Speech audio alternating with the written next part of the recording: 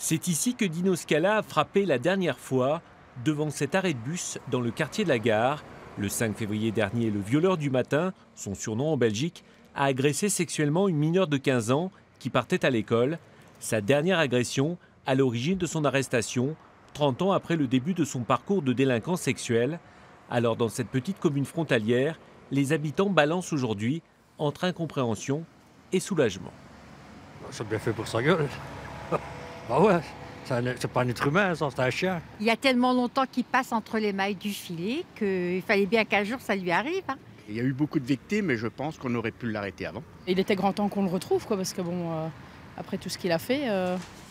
David Lavaux était déjà bourgmestre entre 2004 et 2006, les 3 années où le violeur du matin sévissait à Erqueline, une commune située à quelques kilomètres à peine du lieu de travail de Dino Scala.